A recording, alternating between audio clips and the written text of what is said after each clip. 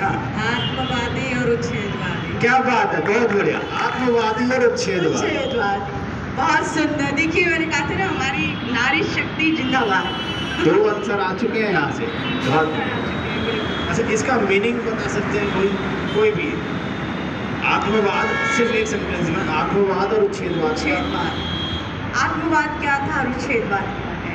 यहाँ मंच पे बुला लीजिए, मंच पे बुला लीजिए। ज़्यादा मैं चाहूंगी कि दो हमारे पास है, बच्चा भी आया हमारे पास, तो कोशिश करें। चलिए हम दोनों से पूछेंगे। आत्मवाद जो आत्माओं पर भरोसा करते हैं और उच्छेदवाद जो आत्माओं पर भरोसा नहीं करते हैं। बिल्कुल सही। आप आइए बेटा, जोरदार तालियां हो जाए। देखिए कितना अच्छा इससे पता चलता है कि पाठ आप लोगों ने समझा, आत्मसात किया। मेरा नाम रियांश बहुत। मेरा भी यही उत्तर है जो गीता मौज जी ने दिया, जैसे कि आत्मवाद जो आत्मा पर विश्वास रखते हैं, वो उच्छेदवाद जो आत्मा पर विश्वास नहीं रखते हैं। बहुत जोरदार तालियां बच्चे के लिए। बहुत अच्छी कोशिश बच्चे द्वारा। निश्चय ही इस बच्चे ने भी बहुत ध्यानपूर्वक पाठ को समझा और ये अर्थ स्पष्ट हो गया बच्चे को। हम समझ सकते हैं कि उच्छेदवाद क्या था और आत्मवादी क्या है। अगला प्रश्न है, कोई प्रश्न? हाँ मैम, ये चैप्टर इतना इजी नहीं है वैसे। हम देख, जैसे कोई सामान्य कहानी होती है, आप सभी जानते हैं कि कहानी को हम बहुत साधारण शब्दों, बहुत इजी याद कर लेते हैं। बहुत बढ़िया। अच्छा, मैम ने महाभूत पदार्थ बताए थे पाठ के माध्यम से। महाभूत पदार्थ कितने हैं? प्रयास करें मैम, इनसे ना पूछे, ताकि सबको अवसर मिले। महाभूत कितने हैं? पहले तो ये बताना चाहिए कितने हैं। चलिए देखिए, बहुत अच्छे, बहुत सारे उत्तर आ गए हैं। सब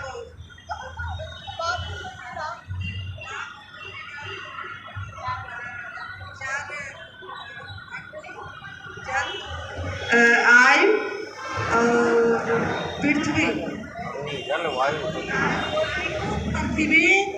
और जल, अग्नि। बहुत अच्छे। मैं पहली बार बताती हूँ, पृथ्वी, जल, वायु, अग्नि। मैं सवेरे को प्रणाम भी करती हूँ, धन्यवाद भी करती हूँ पृथ्वी का। डेली का नाम है मेरा, तो मुझे ये रटा हुआ है।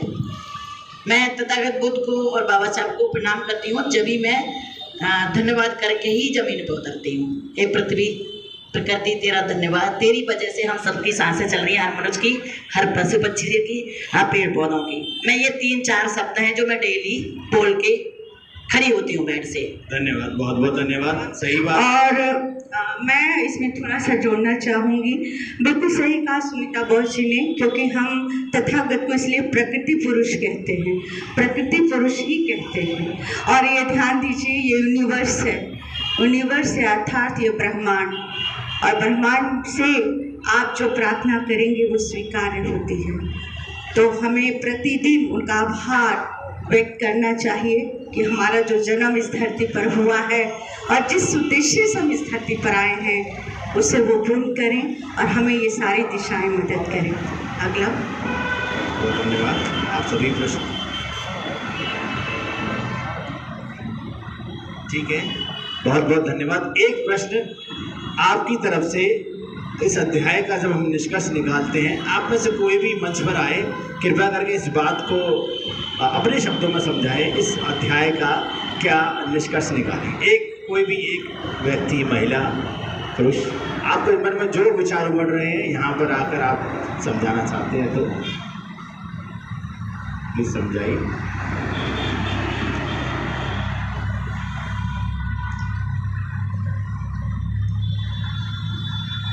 सभी को जय भीम नमो बुद्धा। ये पाठ जो है, ऐसे कई बातें क्लियर नहीं है, हो सकता है आगे हो, क्योंकि तथागत ने पुनर्जन्म का मतलब दिया है कि जो चार तत्व हैं, 4 तत्वों से ही शरीर बना है, जीव बना है। और जब ये चारों तत्व जब समाप्त हो जाते हैं तो चारों तत्व 4 तत्वों में मिल जाते हैं। जब ये पुनः चारों तत्व मिलते हैं तभी जीव प्राप्त होता है।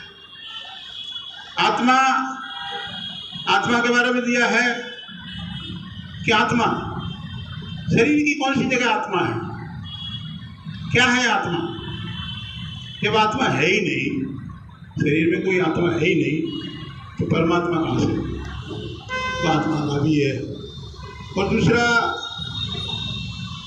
जैसे अभी सुमन बहुत जी ने बताया कि नीम होगा तो नीम भी होगा। ये तो ठीक है कि जो वस्तु है उसी का। फिर दिया है कि पुनर्जन्म किस चीज़ का?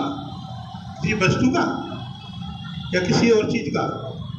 वस्तु का जैसे ये है कि कोई लकड़ी है, अब लकड़ी काट करके उसकी कुर्सी बनाई, टेबल बनाई और कोई चीज़ बनाई, तो वो उसका पुनर्जन्म हो गया। लेकिन ज़्यादातर जो तथागत ने जो दिया है वो उसमें दिया है कि जो हमारे 4 तत्व हैं, शरीर में जो तत्व हैं प्राणी के, वो चारों तत्व पुनः मिलते हैं तब पुनः। जय भीम, जय भारत, जय भीम। बहुत बहुत साधुवाद आपका। और निश्चय ये आपने पाठ को समझा और पाठ को समझते हुए उसका संक्षिप्त जो स्थान प्रस्तुत किया, इसके लिए आप बहुत बहुत साधुवाद। और हम सब इस तथ्य को समझ गए कि वास्तव में पुनर्जन्म है, लेकिन पुनर्जन्म कैसे होता है, क्या है, वैज्ञानिक तर्क के आधार पर हम चीज़ों को स्वीकारें और मानें।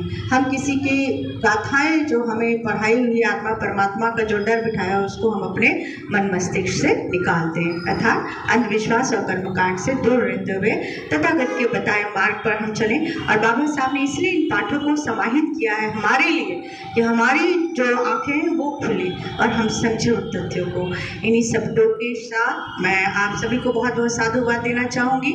और आपने बहुत खूबसूरत प्रश्न तैयार किए और जिसका उत्तर भी आप सभी ने दिया, तो आप सभी को बहुत बहुत साधुवाद।